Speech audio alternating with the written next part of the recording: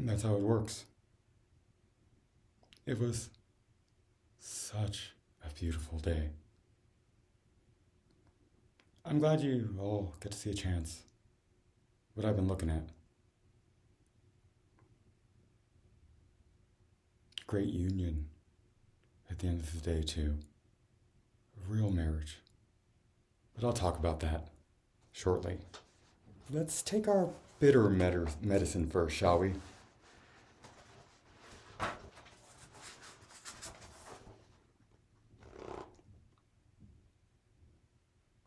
Fat, grease, and berries. Coyote was walking along and met 4 men, and every part of their bodies was made of fat, grease, and all kinds of berries, fruits, etc. Before the 4 men saw him, he transformed his body into that of a poor dog, and he got in front of them when they came nearer, so they would have pity on him. And they patted his head while he licked them to get the grease of which they were made. They passed and went on their way, and Old Man Coyote went over the hill and got in front of them again.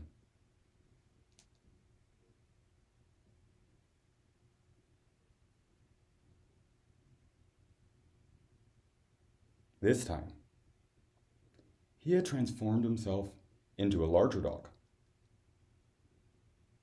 than the previous one, and he licked them again and occasionally bit small pieces off them. Again, they passed on, and he met them again. A still larger dog, and bit larger pieces. The 4th time, he met them and bit still larger pieces. And then they discovered it to be Old Man Coyote. So they began to run. Old Man Coyote took a young sapling and knocked them down in an old lake bed, and they melted into a soup. As Old Man Coyote started to drink up the soup, he called to his partner to come, and when his partner came, he said, "Now you go after my spoon," which was the tail of a lynx. His partner started for the spoon and shortly returned, claiming that his moccasins were worn out on the bottom. So, Old Man Coyote fitted him in rawhide moccasins. But his partner, after going out but a short distance, took a sharp piece of rock and made holes in the soles, returned again, and again complained of his moccasins. Again, he was fitted out, this time with stone sole moccasins. These he smashed on the rocks and again returned and complained. Old Man Coyote said, "You stay here. You know nothing. And when I reach the top of the hill, you dip your hand in the soup and lick it for me." When Old Man Coyote went over the first hill for his spoon, his partner drank a lot of soup, and when the last hill was reached by Old Man Coyote, the partner had drunk the last of the soup and then ran away. When Old Man Coyote came back with the spoon, the lake of soup was cleaned. Coyote tracked his partner by following the grease spots and found him asleep under a big shade tree. with his rectum protruding. Old Man Coyote took a sharp, pointed stick and pushed it through his partner's rectum into the ground. Then he took some sticks and built a prairie fire to the windward of his sleeping partner. Old Man Coyote shouted that the prairie was on fire, and the sleeping partner was quickly aroused and dashed away to avoid being destroyed by the fire. As he ran, his intestines became unraveled and stretched out across the country. Old Man Coyote took the end of the rectum, which was pinned to the ground, and began to suck out the soup. He kept on sucking until all the soup had been taken. But he insisted there must be more of it, and continued sucking, which caused Old Man Coyote to vomit all the soup. And a bonus one at the beginning. Don't be too curious. Shunka Manato, Coyote, came walking along, scrounging as usual. He met Mastingala, Rabbit, who was carrying a leather pouch on his back. How? Kola, Coyote said. Tony Duka, ho. How are you? Middling well, said Mastingala. Coyote wanted to know what was in the pouch. He guessed, oh, you have tobacco in that pouch on your back. I sure would like something to smoke. Give me some. You got more than you need for your size. You are small. I am big. Rabbit did not answer. Come on, you greedy, no-good lete. Don't be stingy. Rabbit walked on. Hey, you, long-eared fellow. Let me see what you've got there on your back. Nothing you would want, Rabbit finally answered. Well, let me see that nothing. No, you would be sorry. You would be angry with me. Coyote was dying with curiosity.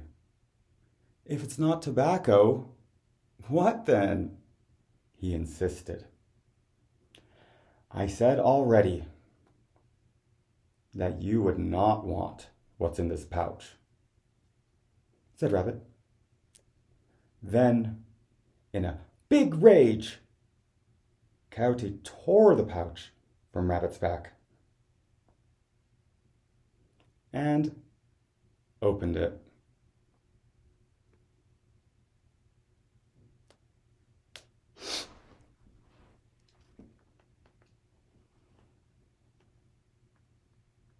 The pouch was full of fleas.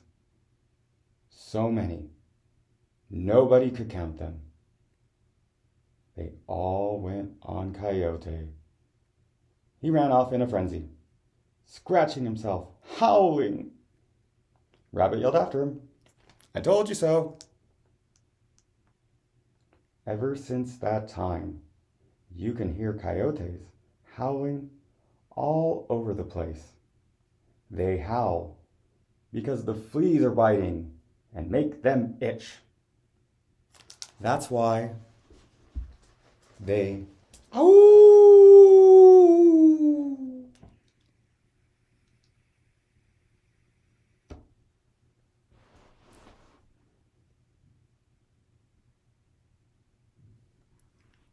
Anyway, like I said, it has been a great day. It's true, there are essentially, nearly, you would think, infinite ways of doing this whole thing.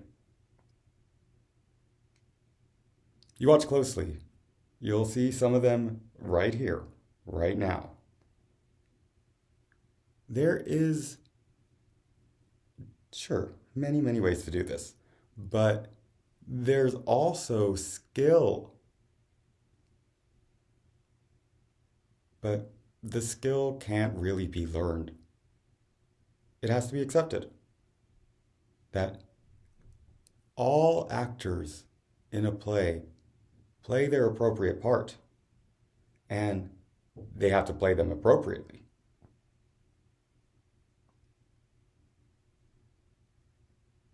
But it's not the appearances. I definitely live a life of penance, like Pavarti. But that penitent life here, gosh, it's a little different.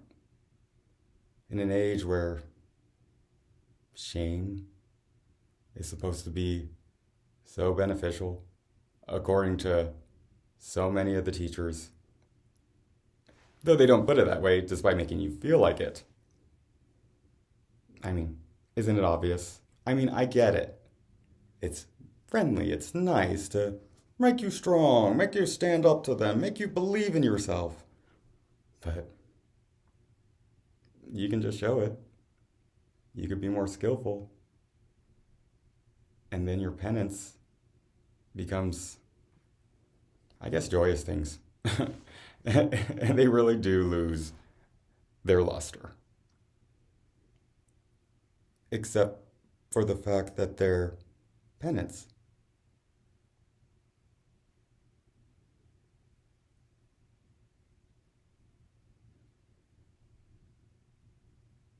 It actually feels really beautiful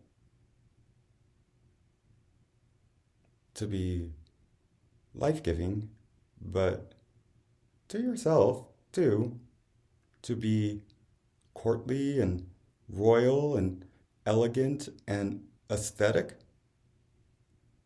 is quite the gift. And the moment it becomes a gift, it starts to feel so empty and hollow. And then that cooling fire happens. Then all of the apparent negativity is realized to be something else. The world of appearances, even in the world of light, is still one of appearances. The light is good, the light is bad, and it doesn't matter what is either of those things. What are they?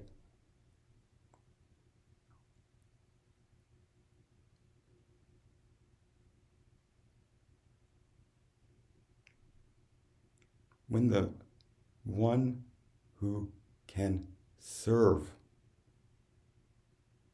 is served because of a goal,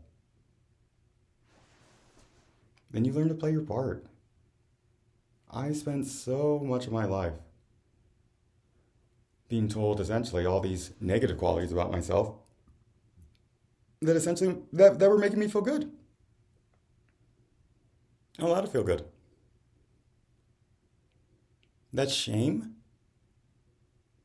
I worked hard to foster a sense of humbleness, humility. But when you're told to do something by the most beautiful pair of beings ever to exist within our own bodies, you know, there's a story, right, about Shiva and Parvati and how Shiva was meditating because he lost sati, not realizing that she would be reincarnated. And she's reincarnated. but he's meditating. So she tries all she can to get her attention, or his attention. There's a special part of the story that I want to talk about, but not today, about the death of the god of desire, Kama, who became shame.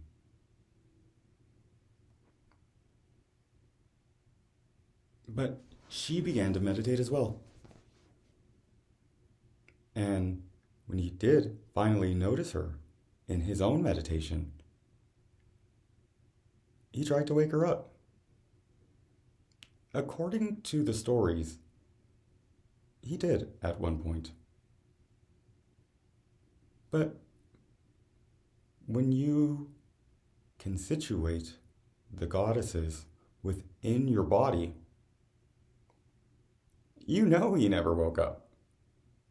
We're still there as her, meditating as the mountain. She has gotten so large. Shiva doesn't even understand quite who his love is. We don't have to wake up there as her.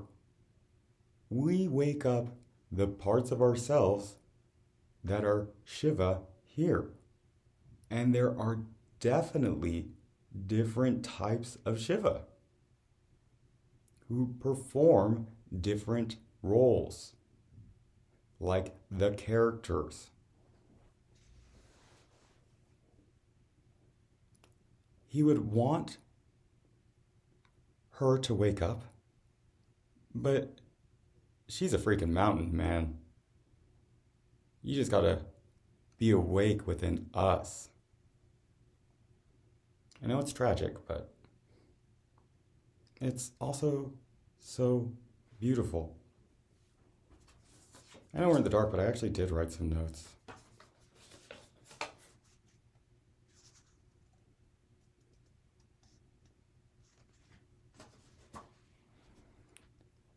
A lot of these creation myths are being seen from in a different light. If you're familiar with mythology and you're experiencing everything that's happening, you'll see them replayed, but usually with this sort of twist. Next time I want to talk about Kama, next time I want to talk about Brahma. But right now, I want to talk about today. I don't know whether or not the baby is on its way quite yet. It should be probably tomorrow. Again, a truly beautiful symbol of new life. But a day before, Nelson and I got the gifts that we were waiting for. One of them was truly just amazing.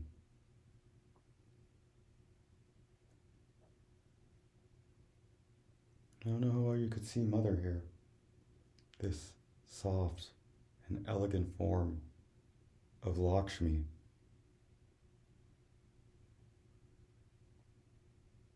She's kept her distance this whole time. I have sought a connection to her, or to Mahalakshmi, for so long. But I've remained with my mother Kali up there.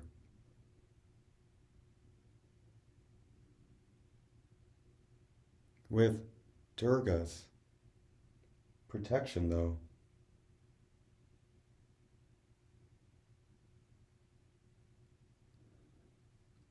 she's finally came.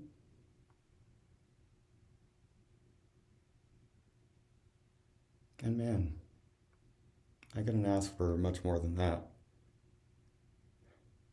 I truly feel like the wealthiest person in the world.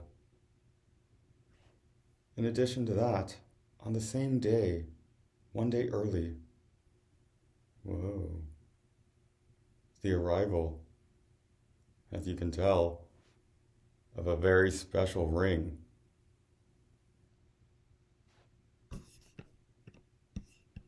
Almost broke the computer there. And I glitched and saw it too. Pretty cool.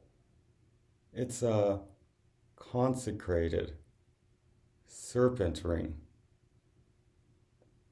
How did we get it? It's pretty easy. You just gotta know where to look. Fairly cheap too. Silver. Adjustable. Wonderful.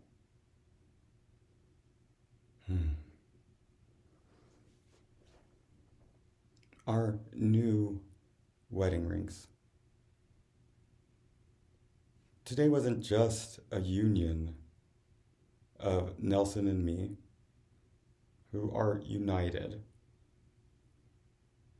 but truly a union with us and art and nature in every imaginable way, and with society as a whole, every aspect of nature. I'll read the Kumara Bhavasam at some point here, and you may get some experience from the translating of it. Amazing. My God, I have never seen such a good show. Not fully satisfied though. Why should I be? What would be the point of that?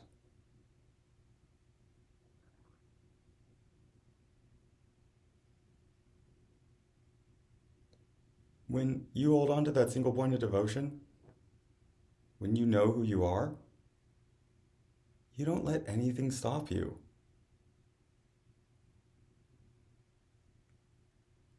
When the world offers what you, the heart of the forest, have in appearance,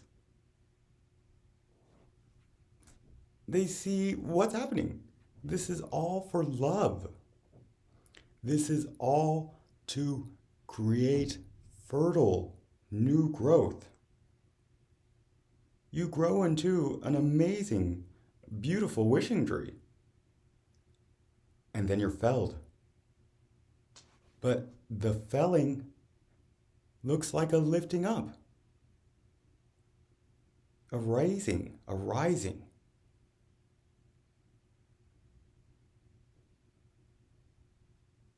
Play your parts, play them well. Be that mannequin, that puppet. If anyone thinks that they're the ones doing the puppeteering, they're being puppeted. It's just about knowing that. Then you can understand how to be skillful.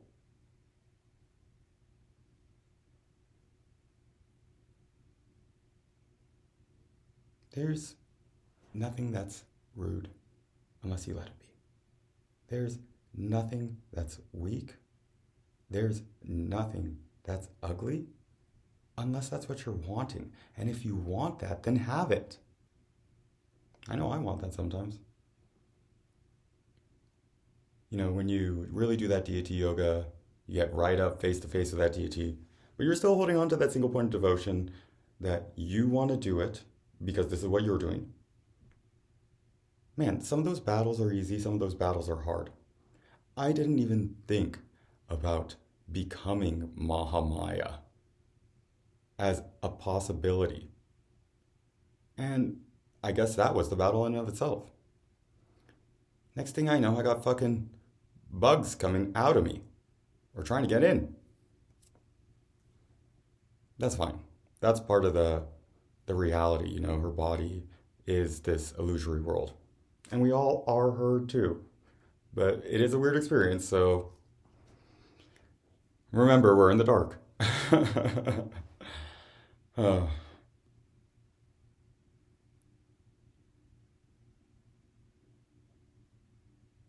Things said skillfully, things said beautifully, things said well. are the true magic words. It doesn't matter what language you use. To think that something like Sanskrit is more powerful doesn't hear the reason for there being powerful words at all. The powerful words can be said in Sanskrit by someone who doesn't speak them absolutely just by reading them. But a lot of times, except for a few things, just reading it in English, in a language that I comprehend, that is useful to me, is the best. You can't see her. Kamika, out in the darkness over here. One of the most fearsome goddesses, or Kali. So many people scared of her. Be scared then. It's silly. We have so much freedom. We have to express it in servitude. And when you do that, your freedom becomes your penance. And you perform it like you're supposed to.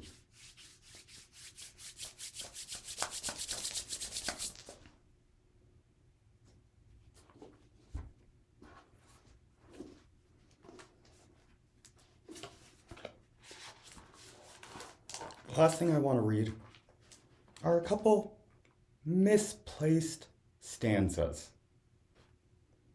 These are supposed to be, apparently, in the Meghadutam, which I read recently or translated.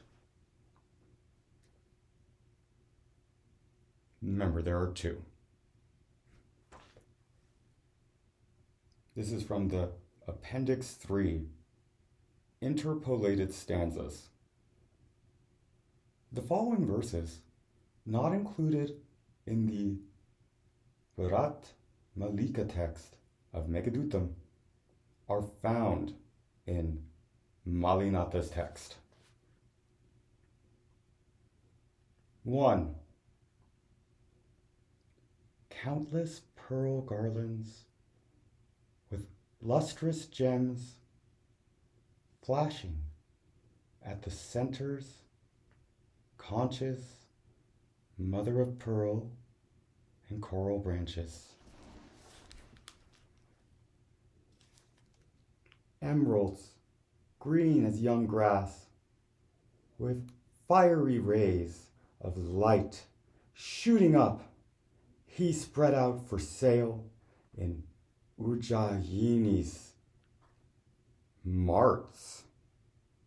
Seeing, one wonders if the oceans lie bereft of all its treasures, save their waters. And 2. Here, in this city, the Vatsaman are carried off, King Prayota's beloved daughter.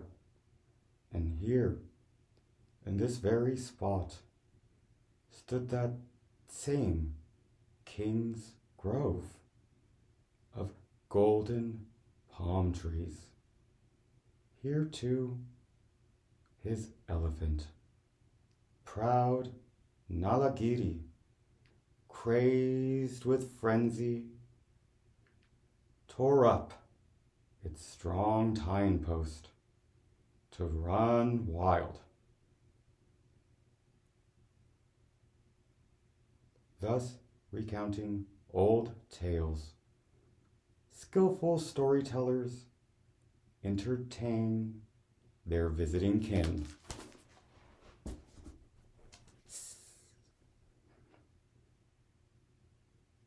I know you can't see it, but from my heart to yours, may all beings be free.